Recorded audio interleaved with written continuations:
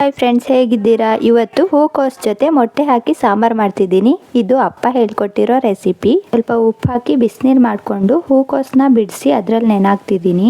ಅಷ್ಟು ಖಾರ ರುಬ್ಕೊಳ್ಳೋಕೆ ಈರುಳ್ಳಿ, ಟೊಮೊಟೊ, ಬೆಳ್ಳುಳ್ಳಿ, ಶುಂಠಿನ ಸ್ವಲ್ಪ ಎಣ್ಣೆ ಹಾಕಿ ಚೆನ್ನಾಗಿ ಫ್ರೈ ಮಾಡ್ಕೊಳ್ತಿದ್ದೀನಿ. ಹಾಗೆ ಚಕ್ಕೆ, ಲವಂಗ, ಪೆಪ್ಪರ್ ಹಾಕಿ ಫ್ರೈ ಮಾಡಿಕೊಂಡು ಸ್ವಲ್ಪ ಕಾಯಿ ತುರಿ ಹಾಕೊಂಡು ಫ್ರೈ ಮಾಡಿಕೊಂಡೆ. ಕೊತ್ತಂಬರಿ ಸೊಪ್ಪು ಹಾಕ್ಕೊಳ್ಳಿ, ನಮ್ಮ ಮನೇಲಿ ಖಾಲಿ ಆಗಿತ್ತು ಅಂತ ನಾನು ಹಾಕಿಲ್ಲ. 5ರಿಂದ 10 ನಿಮಿಷ ಫ್ರೈ ಮಾಡಿ ಗ್ಯಾಸ್ ಆಫ್ ಮಾಡಿದ್ಮೇಲೆ ಖಾರದ ಪುಡಿ, ಧನಿಯಾ ಪುಡಿ, ಅರಿಶಿನ ಪುಡಿ ಹಾಕಿ 1-2 ಸರಿ ಮಿಕ್ಸ್ ಮಾಡಿ ಒಂದು ಪ್ಯಾನಿಗೆ ನೆನಾಕಿರೋ ಹೂಕೋಸನ್ನ ತಗೊಂಡು ಸ್ವಲ್ಪ ಆಯಿಲ್ ಹಾಕಿ ಅರಿಶಿನ ಪುಡಿ, ಸಾಲ್ಟ್ ಹಾಕಿ ಒಂದ್ ಸ್ವಲ್ಪ ಫ್ರೈ ಮಾಡ್ಕೊಳ್ಳಿ. ಸಾಂಬಾರ್ಗೆ ಒಗ್ಗರಣೆ ಹಾಕೊಳ್ಳೋಣ. ಸಾಸಿವೆ, ಜೀರಿಗೆ, ಒಣಗಿದ ಮೆಣಸಿನಕಾಯಿ ಹಾಕಿ ಹಾಗೆ ರುಬ್ಬಿಟ್ಟಿರೋ ಖಾರ ಹಾಕಿ ಒಗ್ಗರಣೆ ಹಾಕೊಂಡೆ.